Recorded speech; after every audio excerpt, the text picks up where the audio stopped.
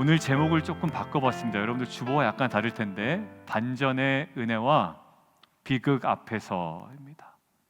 더 풀어서 설명하면 반전의 은혜와 반전의 비극 앞에서입니다. 여러분들 한 조직을 운영할 때 관리의 중요성은 자주 언급되고 또 강조됩니다. 조직마다 인사 관리, 그리고 재무 관리, 리스크 관리 이런 부서가 전담 부서가 운영이 되죠. 이 관리가 제대로 이루어지지 않으면 한 조직이 건강하게 성장하기 어렵게 됩니다. 여러분들 재정의 풍성함은 매우 중요하죠. 없는 것보단 낫습니다. 그런데 재정의 풍성함보다 더 중요한 건 풍성한 재정에 대한 관리입니다. 여러분들 복권 당첨자들이 무너지는 이유는 뭘까요? 돈이 많아서입니까? 아니죠. 많은 돈에 대한 관리가 제대로 이루어지지 않아서이죠. 그러니까 많음이 문제가 아니라 그 많음에 대한 관리 정도와 여부가 오히려 그 이후의 결과에 중요한 요인이 된단 말이에요. 우리의 인생과 신앙생활도 마찬가지입니다. 우리는 다양한 반전을 경험하죠. 너무 어려웠다가 너무 좋아지는 다양한 반전의 은혜를 경험하기도 하고요. 때로는 너무 좋았는데 반전의 비극을 경험하기도 합니다. 우리 아이 정말 가능성이 없어 보였어요. 근데 얘가 갑자기 엄마 아버지 공부하겠습니다 그러더니 얘가 공부를 너무 열심히 하는 거예요. 그랬더니 자기의 길을 뚜벅뚜벅 걸어갑니다. 나름 반전의 은혜죠. 정말 믿었던 자녀였어요. 믿었던 남편이었고 믿었던 아내였습니다. 근데 이 사람이 완전히 변해버리는 거예요. 우리 자녀가 완전히 딴 사람이 되어버리는 겁니다. 반전의 비극이죠. 인생지사 세옹지마라고 하잖아요. 여러분들 우리는 결국 많은 반전을 경험하게 됩니다. 그렇다면 오늘은요, 이 반전의 은혜 앞에 그리고 이 반전의 비극 앞에 우리에게 어떤 영적 관리가 중요한지 필요한지 오늘 본문을 통해서 함께 은혜를 나누려고 합니다. 왜 그러냐면 아까 그랬죠? 많은 풍성한 돈이 문제가 아니라고 그랬습니다. 뭐에 대한? 그 돈에 대한 관리 유무와 정도가 결과에 대한 중요한 원인이 된다고 그랬죠. 반전의 은혜, 반전의 비극 그 자체보다 더 중요한 건 그것들을 어떻게 영적으로 관리하느냐. 자, 오늘 첫 번째요. 반전의 은혜에 대한 관리죠. 첫 번째 함께 보겠습니다. 시작. 풀지 말고 도리어 두려워하라. 여러분들 성경의 이방인들은 어떤 사람으로 인식이 되어 있을까요? 에베소서에 이렇게 나와 있습니다. 이방인들은 이런 사람들이었대요. 시작.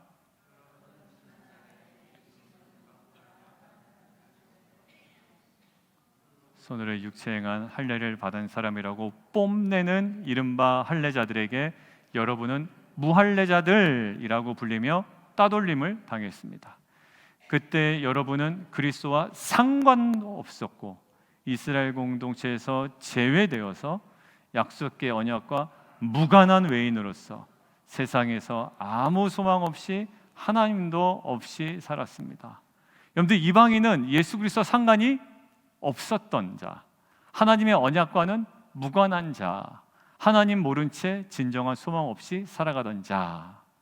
할례자들로부터는 어떻게 칭함을 받아요? 저거 무할례자들이네 라는 칭함을 받고 따돌림을 받았던 자. 근데 그 사람들이 어떻게 변화가 일어났나요? 자, 함께 보겠습니다. 시작. 여러분은 믿음을 통하여 은혜로 구원받았습니다. 뭡니까? 여러분들은 이게 별로 감동이 안 될지 모르지만 이방인에게는 이게 뭐예요? 반전의 은혜입니다. 전혀 상관없었어요. 구약도 몰랐고 제사방법도 몰랐고 그게 뭔지도 몰랐고 이것이 예표인지 상징인지 아무것도 몰랐어요. 근데 그들이 어느덧 예수님이 나의 구주라는 거예요. 여러분들 유대인들이 굉장히 희한해하는 게 뭔지 압니까? 유대인들은 하나님이 자기 하나님인데 이방인들이 막 와가지고 성짓을 놓는 거예요. 막 거기서 붙잡고 눈물 흘리고 있고 주님이 나의 주님이라고 그러고 하나님이 나의 하나님이라고 이러고 있으니 유대인들 입장에서 굉장히 놀랍습니다. 자, 믿음을 통하여 은혜로 구원을 얻었대요. 그래서 이제는 어떤 자다? 자, 그 다음 보겠습니다. 시작.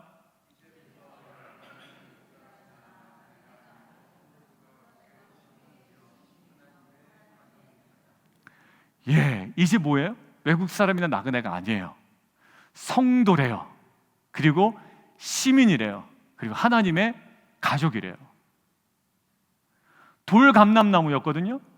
근데 어디에 접붙임이 됐다? 참감람나무에 접붙임이 됐대요. 그러니까 돌감람나무였던 이 이방인에게는 반전의 은혜죠. 이제 뭐가 됩니까? 참감람나무의 뿌리로부터 진액을 함께 얻으며 새로운 존재가 되어버린 거예요. 반전의 은혜입니다. 자, 그러니까 이 반전의 은혜를 입은 이방인들에게는 정말 놀라울 거예요. 근데 옆에 동네를 보니까 어때요? 유대인들은 오히려 그 은혜에서 멀어지고 있단 말이에요. 지난주에 봤던 본문, 하나님께서 자기 백성을 버리셨느냐라고 질문할 정도로 완전히 멀어져 있거든요. 그러니까 어떤 생각을 할 수 있냐면 이런 생각을 해요. 자, 같이 한번 보겠습니다. 자, 같이 한번 읽을까요? 괄호까지 포함해서 시작. 그러면 내 말이 가지들이 꺾인 것은 나로 젖붙임을 받게 하려 함이라 하리니. 그러니까 결국 뭐냐면 저놈들이 꺾인 건 내가 그 자리에 젖붙임을 당하게 하기 위함이구나. 이렇게 니네가 이야기할 수 있고 생각할 수 있다라는 거예요. 그 가지들은 꺾였잖아요. 근데 나는 오히려 돌감람나무인데 창감람나무에 붙어 있지 않습니까? 그럼 그들이 꺾인 건 내가 젖붙임을 당하게 하게, 젖붙임을 받게 하기 위해서 꺾인 거구나. 이렇게 니네가 생각할 수 있고 그렇게 얘기할 수 있어. 맞다 틀리다? 성경책에 나와 있습니다. 20절을 보세요. 맞다 틀리다 그 말이. 선미 집사님 크게. 그렇죠. 옳도다. 옳도다. 그러니까 저 말이 맞다 틀리다. 맞다라는 거예요. 맞다. 여러분 그게 맞다. 그러니까 유대인들은 아브라함의 육체적인 혈통이지만 믿지 아니함으로 어떻게 돼요? 믿지 아니함으로 꺾였고 20절 너희 이방인들은 믿음으로 섰느니라. 그놈들은 믿지 않아서 꺾였고 너희들은 믿음으로 서 있다라는 거예요. 자, 그러면 자연스럽게 이방인 입장에서 어떤 이야기가 나올 수 있을까요? 야, 우리들은 믿음으로 섰는데 저놈들은 믿지 않아서 저 모양이네. 그러면서 이러쿵 저러쿵 말하면서 자신을 높이며 조금은 우월감에 젖어서 교만할 수 있다라는 거예요. 하나님 저는 아닙니다라고 해도 아니요, 너네 충분히 그럴 인간이라는 거예요. 그럴 수 있다. 자, 사도 바울은 그래서 이렇게 얘기합니다. 같이 한번 볼까요? 18절 같이 한번 읽습니다. 시작. 그 가지들을 향하여 자랑하지 말라. 그 가지들은 어떤 가지입니까? 꺾인 가지들을 향하여. 여러분들 공동체 안에서도 좀 믿음이 있다라고 하는 사람들은 믿음 없는 사람 어떻게 보죠? 업신여기시지 않나요? 업신여기시던데 저 사람 저 믿음 없네 그러면서 엄청 업신여기시죠? 아니에요. 우리 교회는 안 그래요. 그죠? 네, 우리 교회는 안 그래요. 여러분들 믿음 있는 사람들이 가질 수 있는 태도가 뭐냐? 바로 첫 태도라고요. 나는 믿음이 좋은데 나는 믿어서 접붙임을 하는데 너희들은 아브라함 자손이면서도 믿지 않아서 꺾였냐? 라면서 자신을 자랑하고 그들을 업신여길 수가 있단 말이에요. 근데 하나님 뭐라고 그러시냐? 바울을 통해서 그 가지들 향하여 뭐하라? 자랑하지 말라라는 거예요. 두 번째 20절 같이 한번 읽습니다. 시작. 품지 말고 도리어 두려워라. 네가 정말 구원을 받았다면 이방인으로서의 그 반전의 은혜를 경험했다면 이거예요. 반전의 은혜를 경험했다면 꿈꿀 수 없었던 그 은혜를 경험했다면 너가 가져야 될 태도는 뭐냐면 자랑하는 태도가 아니라 뭐냐? 온전히 두려워하는 태도라는 거예요. 자, 결국 이 진술, 그들이 꺾인 것은 우리로 하여금 접붙임을 받게 하기 위함이다라는 진술은 우리가 겸손해야 할 교리이며 진술이지 자랑의 근거로 삼을 수 있다 없다? 없다라는 거예요. 여러분들 믿음으로 구원받는 거 자랑할 수 있다 없다? 정말입니까? 좀 자랑하면 안 될까요? 자랑하고 싶은데 에베소서는 정답으로 이렇게 얘기합니다. 같이 한번 보겠습니다. 시작.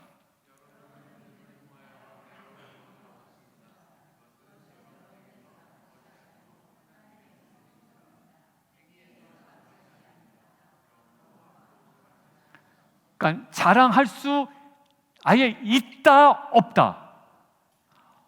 없다. 그러니까 해도 된다 안 된다? 절대 해서 안 된다. 자랑할 수 없다. 그럴 만한 성격이 아니다. 너희 받은 구원이 자랑할 만한 그런 성격이 아니라는 거예요. 오직 은혜이며 선물이다.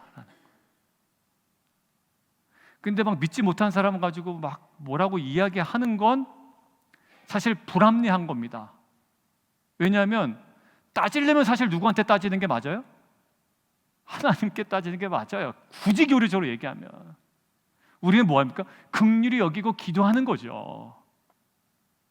자, 결국 구원은 뭐다? 은혜이고 선물이잖아요. 그리고 우리가 그렇게 고백합니다. 그런데 우리가 사실 다른 영역에서는 이것들을 간과할 때가 있습니다.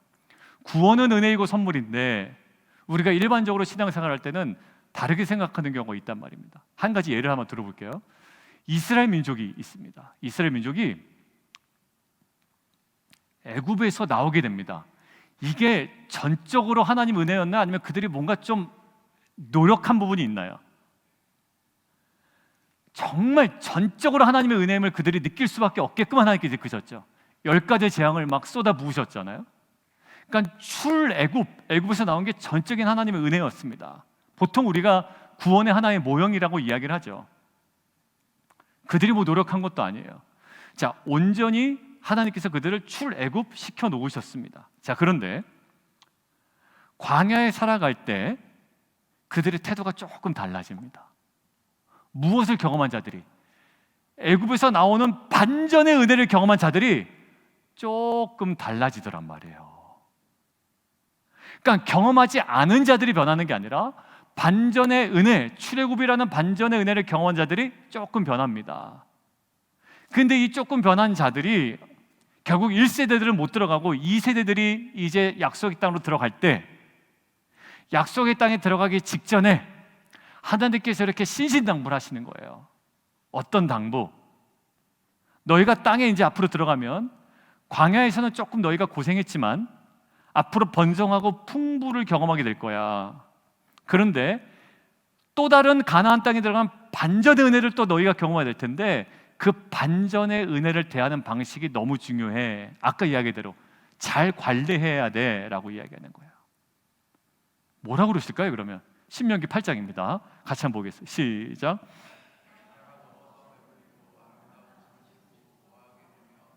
네 부양이 번성하며 내 은금이 증식되며 내 소유가 다 풍부하게 될 때에 두렵건대 내 마음이 교만하여 내 하나님 여호와를 여러분들 이스라엘 백성이 가나안 땅에 들어가면 무엇을 경험한다? 반전의 은혜를 경험한다. 너희가 광야에서는 좀 고생한 면도 있어. 근데 그 땅에 들어가면 배부를 거야. 아름다운 집도 지을 거야. 집도 커질 거야. 우양이 번성할 거야. 뱅크 어카운트에 좀 돈도 많이 늘어날 거야. 소유가 다 풍부하게 될 거야. 그런데 그때 너의 마음속에 뭐가 들어간다고요?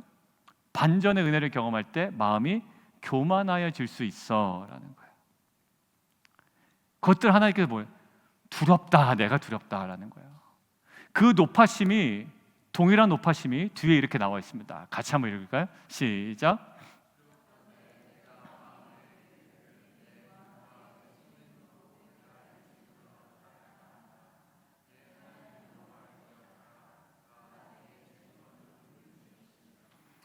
아까 뭐예요? 다 너희가 풍부하게 될 때에 두렵건대. 지금도 뭐예요? 두렵건대. 하나님 너무 두려워했던 거 왜? 우리를 너무 잘 알고 있거든. 반전의 은혜를 경험해. 풀리지 않았던 문제가 풀렸어. 최근에 우리 성도들 많이 계시죠? 최근에 너무 힘들었던 일이 있었는데 풀린 분도 계시고, 어려웠던 일들이 해결된 분도 계시고, 경제적으로 좀 힘들었는데 그것들이 해결된 분도 계시고. 근데 그때 어떤 마음이 든다고? 교만해진다는 거예요. 그리고 내 힘과 능으로 했다라는 마음이 불쑥불쑥 생긴다라는 거예요. 우리 교회가 좀 성장했죠. 그래도 이제 내년 되면 이제 6년 차에 들어가는데 5주년 맞이하고 뭐 조금이나마 그래 성장했잖아요. 그럼 어떤 마음이 들까요? 내 힘과 내 능력으로 됐다고 우리가 대놓고 얘기하지 못하지만 그런 마음이 불쑥불쑥 든다라는 거예요. 자, 그런데 결국 하나님 뭐라고 그러시냐면 온전히 하나님께서 주신 것이다라는 것들을 까먹지 말아라라는 거예요. 여러분들, 결국 오늘 첫 번째 포인트가 뭡니까? 반전의 은혜를 대하는 우리의 영적 관리 태도가 뭐죠? 높은 마음을 갖지 말고 오히려 두려워하라. 여러분들, 반전의 은혜는 참 소중해요. 그런데 반전의 은혜를 하나님의 주권적 관점에서 다루지 못하면 오히려 독이 될 경우가 너무 많습니다. 여러분들, 예를 하나 들어볼게요. 사울 왕이라는 사람이 있습니다. 이스라엘의 첫 번째 왕이에요. 자, 이스라엘의 첫 번째 왕은 의미가 있다 없다? 이럴 때도 의미가 없다라고 얘기하시는 분은 첫 번째 왕은 의미가 있다 없다? 있다. 그러니까 첫 번째 왕이니까 좀 좋은 가문에서 뽑는 게 낫겠죠. 그래서 사울은 유다 지파죠. 네, 야, 이제 수준이 됐어요. 유다 지파에서 뽑으면 얼마나 좋아요. 근데 초대 왕이 사울이 어디 지파? 베냐민 지파입니다. 인구가 제일 많죠, 베냐민 지파가. 아닙니다. 사사시대 때요, 완전히 무너졌던 지파거든요. 여러분들, 그 베냐민 지파의 사울을 왕으로 처음에 기름 부을 때 사울이 벌벌 떱니다. 나는 지극히 작은 자 중에 작은 자인데 어떻게 나를 왕으로 삼습니까? 그것도 초대 왕으로. 벌벌 떨어요. 그리고 효심도 가득하고 괜찮았던 사람이었어요. 근데 사울 입장에서 보면 무엇을 경험한 자예요? 반전의 은혜를 경험한 자입니다. 저 같은 자가 뭐가 되는 겁니까? 막 한국에 막 뭐 수만 명 되는 교회 담임 목사의 청빙을 받은 거예요. 아니, 어떻게 저 같은 자가, 이러면 저에게는 그것이 무슨 은혜일까요? 너무 세속적이죠? 제가 목사님 저런 생각을 갖고 계시는구만. 여러분들, 반전의 은혜 아니겠어요? 초대왕이에요. 초대왕. 반전의 은혜. 그런데 이 반전의 은혜를 경험한 사울이 잘 가면 되잖아요. 근데 결국 교만해지더니 행한 행동이 있습니다. 저는 오늘 여기에 주목하려고 그래요. 그러니까 교만해지지 말자, 이 정도는 우리가 다 알아요. 근데 정말 반전의 은혜를 경험하고 정말 벌벌 떨었던 사울이에요. 그냥 연기도 아니었어요. 정말 벌벌 떨었던 사울이었어요. 근데 이 사람이 반전의 은혜를 잘 관리하지 못하게 되니까 제일 먼저 나타난 모습이 뭐냐면 이거였어요. 사무엘을 통해서 이렇게 얘기합니다. 같이 한번 볼까요? 시작.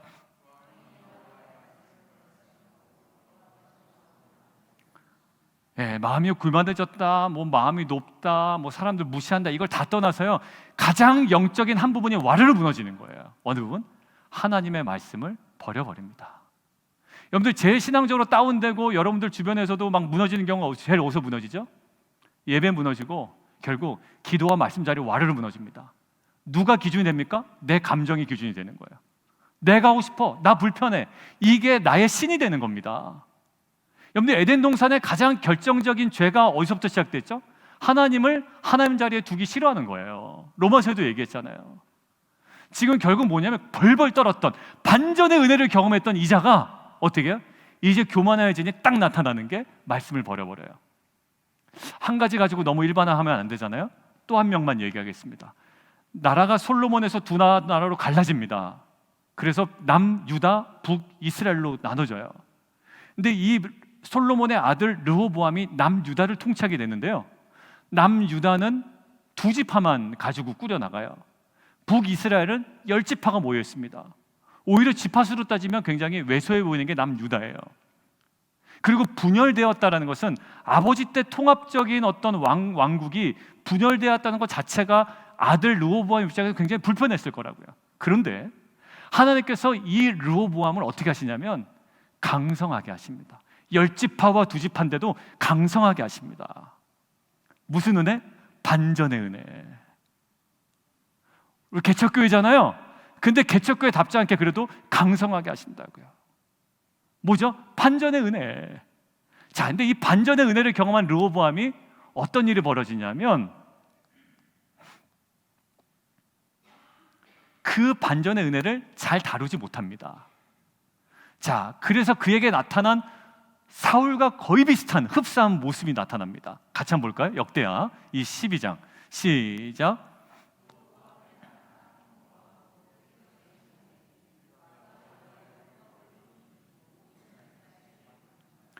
여러분들 사울이나 르호보암이 지금 똑같이 경험한 게 있습니다. 첫 번째 뭘 경험했죠?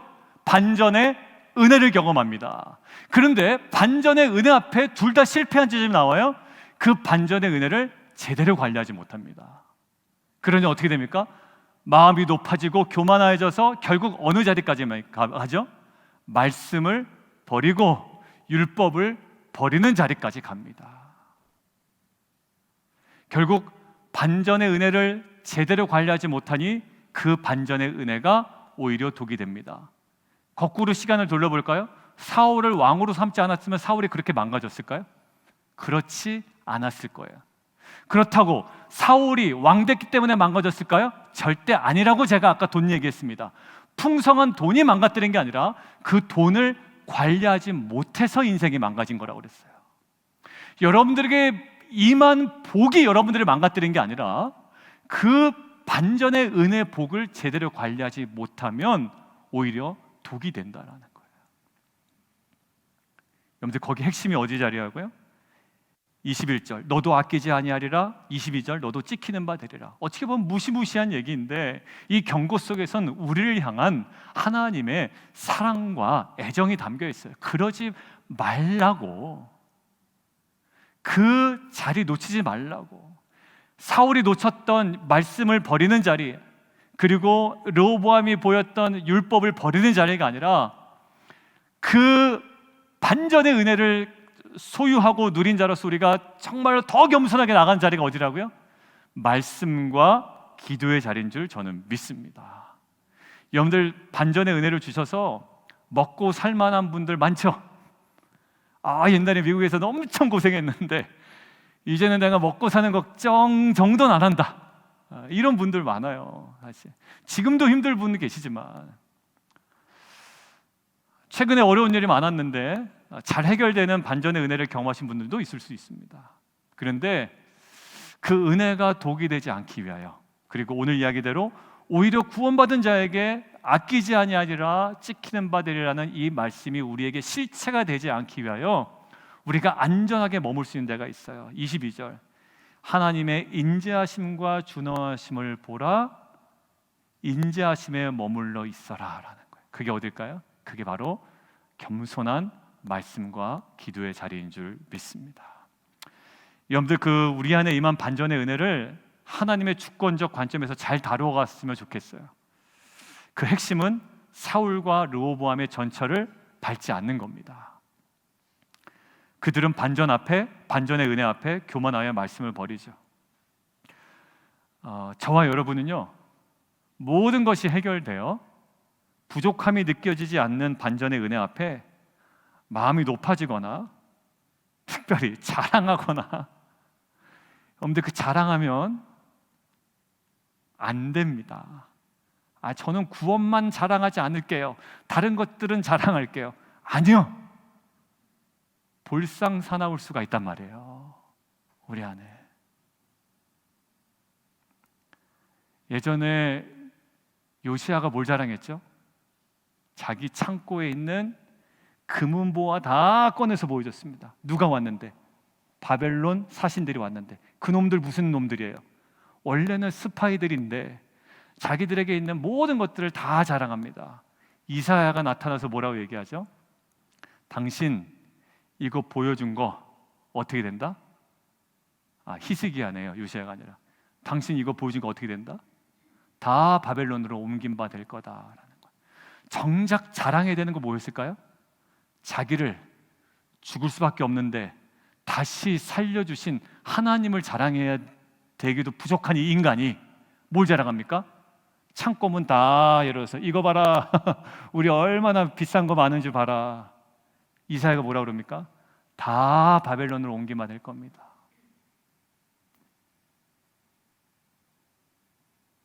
뭐 자랑하고 싶으세요? 여러분들 오늘 반전의 은혜를 여러분들의 최근에 임한 은혜들이 있어요. 각 가정마다 이 은혜를 잘 다뤄나가는 저와 여러분 되기를 좀 원합니다. 마음이 높아지거나 교만하거나 안주하지 않기를 원하고요, 인자하심과 준엄하심 앞에 두려움으로 서는 저와 여러분 되기를 주님의 이름으로 축원합니다. 있다가도 없어지고 없다가도 있게 되는 거잖아요. 이 반전의 은혜 앞에 더욱 기도와 말씀의 자리를 겸손하게 지켜나가는, 문제 생겨서 새벽에 나오기도 하는 거 참 감사해요. 근데 제가 계속 말씀드리죠. 우리 텐트지기 통해서도 목요일 날 나오십시오, 토요일 날 새벽에 나오십시오 이렇게 말씀드립니다. 왜 그럴까요? 이게 반전의 은혜를 누린 자가 마땅하게 삶에서 드러나야 되는 자리인 줄 저는 믿습니다. 뭐 문제가 생겨서 나와서 기도하는 것도 맞아요. 그렇지만 이 은혜가 어디로부터 왔으며 이것이 나에게 무슨 의미인지를 분명히 깨닫고 이제는 더욱더 인자하심과 준엄하심 앞에 겸손함으로 이 말씀과 기도의 자리에 정말 온전히 나아가는 저 여러분 되기를 주님의 이름으로 축원합니다. 그럴 때에 마태복음 23장 12절 말씀처럼 누구든지 자기를 낮추는 자는 어떻게 한다? 하나님께서 높이시리라. 아버지의 높이심의 영광을 누리는 저 여러분 되기를 주님의 이름으로 축원합니다. 자, 두 번째, 첫 번째는 반전의 은혜 앞에서의 우리의 영적 관리와 태도였어요. 두 번째, 반전의 비극 앞에서의 우리의 태도. 목사님, 첫 번째 대지는 저한테 아무것도 안 들어와요. 최근에 안 좋은 일만 있어요. 기대했던 것들이 다 와장창 무너졌습니다. 이런 분들이 계시잖아요. 반전의 비극 앞에 우리의 태도예요. 자, 같이 한번 보겠습니다. 시작. 실패 속에서도 더 풍성한 반전의 은혜를 기대하라. 여러분들 오늘 읽지 않았지만 12절에 유대인의 넘어짐과 실패에 관한 내용이 있습니다. 여러분들 성경을 통해서 함께 오늘 볼까요? 12절 11장 12절 성경을 통해서 함께 제가 읽습니다. 그들의 넘어짐이, 그들이 누구냐면 유대인들이에요. 그러니까 그들의 넘어짐이 세상의 풍성함이 되고 그들 유대인의 실패가 이방인의 풍성함이 되어거늘, 그죠? 하물며 그들의 충만함이리요라는 거야. 야, 그들의 넘어짐과 실패도 이방인에게는 풍성함이 됐는데 유대인이 충만해지면 이건 더 난리 나지 않겠느냐, 약간 이런 거예요. 결국 뭘 강조합니까? 유대인들이 지금은 믿음이 없음으로 꺾임을 당했지만 결국 유대인들이 충만해지는 더 풍성한 반전의 은혜가 있다라는 거예요. 어디에? 유대인들이 꺾여 있는 그 반전의 비극이잖아요. 어찌 보면 언약 있고 영광 있고 예배가 있고 약속이 있었던 이스라엘 백성이 오히려 꺾인 건 반전의 비극이었어요. 그런데 반전의 비극의 그 지점에 아직 뭐가 남았다? 더 충만한 반전의 은혜가 남아있다.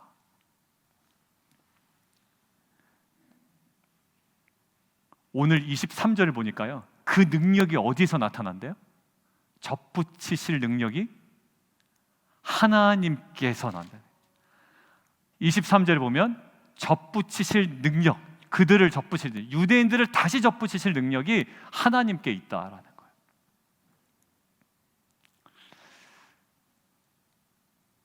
반전의 비극의 자리가 어디 있을까? 여러분들이 경험되는 그 기간일 수도 있어요. 자녀들에 대한 기대가 너무 있었는데 자녀에 대한 전혀 실망스러운 부분을 봤을 때, 그 배우자에 대한 부분도 있을 거예요. 많은 기대로 우리 결혼을 하게 됐는데 또 거기에 대한 많은 실망과 어려움이 있을 수 있죠. 왜? 결혼이라는 은혜가 있었기 때문에 지금 어려움이 반전의 비극이 되는 겁니다. 그럼 딱 어떤 마음이 들까요? 이게 다 끝난 것 같은 기분이 든다고요. 자녀도 마찬가지고 사업도 마찬가지고. 자, 그런데 이 정말 반전의 비극의 장소가 어디냐면 십자가예요. 왜냐하면 십자가는 정말 메시아를 갈망했던 자들에 의해서 정죄를 당했던 자리예요. 그러니까 앞뒤 구별하지 못하는 사람들에 의해서가 아니라 정말 메시아를 갈망했던 자들에 의해서 진정한 메시아가 배척당한 자리거든요. 메시아를 갈망하던 자에 의해서 메시아가 고난받은 자리거든요. 메시아를 갈망하던 자에 의해서 메시아가 죽임을 당한 자리예요. 그러니까 너무나도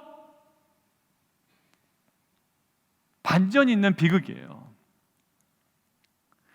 반전의 비극이 바로 십자가였어요. 그런데 그 반전의 비극이 그대로 끝나느냐? 그렇지 않아요. 거기서 더 풍성하고 온전한 반전의 은혜가 꿈틀대기 시작합니다. 사망 권세를 이기시죠? 그리고 부활하시죠? 그래서 우리를 구원하실 수 있는 진정한 구세주이심을 주님께서 그 반전의 비극의 장소인 십자가와 무덤을 통하여 온전히 드러내셨어요. 여러분들, 오늘 본문에서 얘기하는 건 뭐냐면 유대인들이 꺾임을 당했어요. 반전의 비극이죠. 유대인은 안 그럴 줄 알았던 거예요. 우리 자녀는 안 그럴 줄 알았고 내 남편과 내 아내는 안 그럴 줄 알았던 거예요. 우리 교회는 안 그럴 줄 알았어요. 우리가 실망하고 어려워하는 부분들이 너무나도 많아요.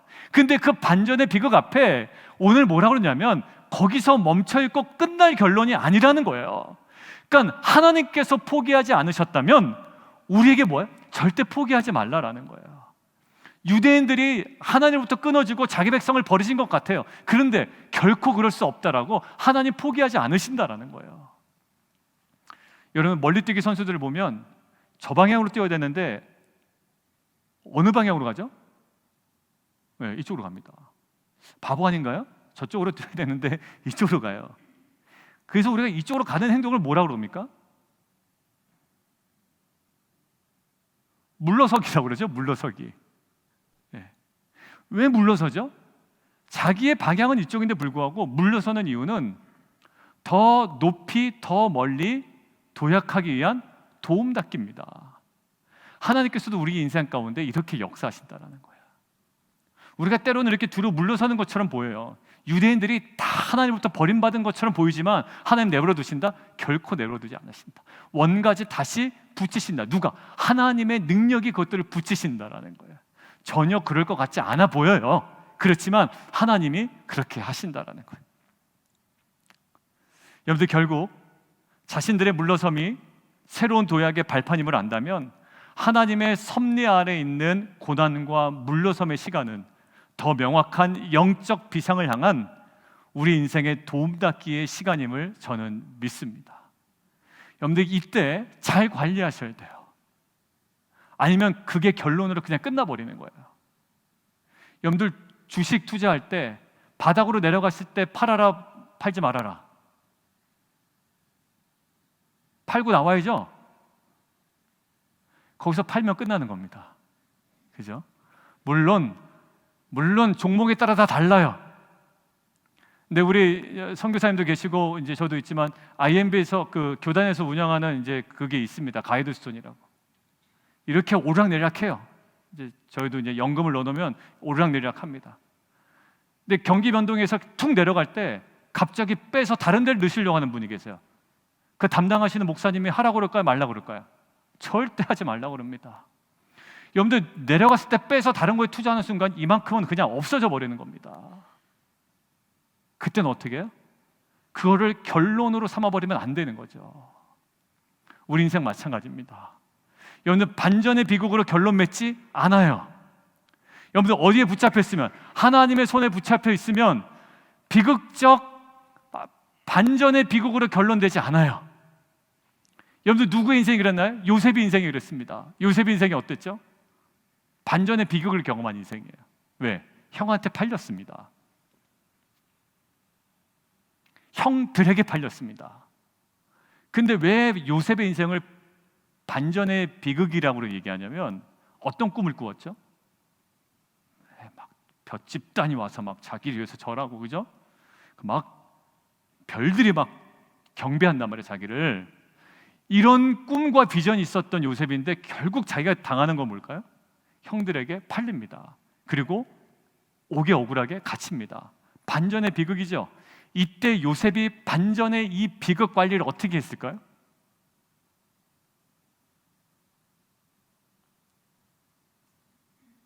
뭐 구체적으로 어떻게 했는지 모르겠어요.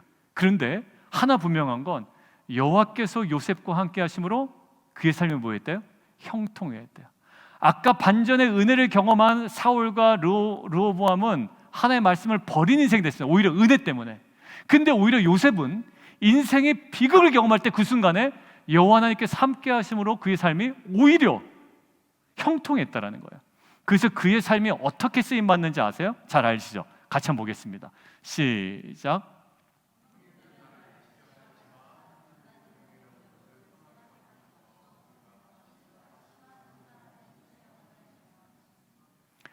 예. 형들은 나를 해하려고 했습니다. 그래서 나는 실제적으로 어려움을 당했습니다. 근데 어떻게 돼요? 하나님이 그것을 선으로 바꾸셨다라는 거예요. 누가 바꾸십니까? 하나님이 바꾸십니다. 무엇 때문에? 많은 사람의 생명을 구원하기 위하여. 이거를 뭐라고 한다고요? 구속사라고 한다고요. 구속사적인 관점이 확 열려버리죠.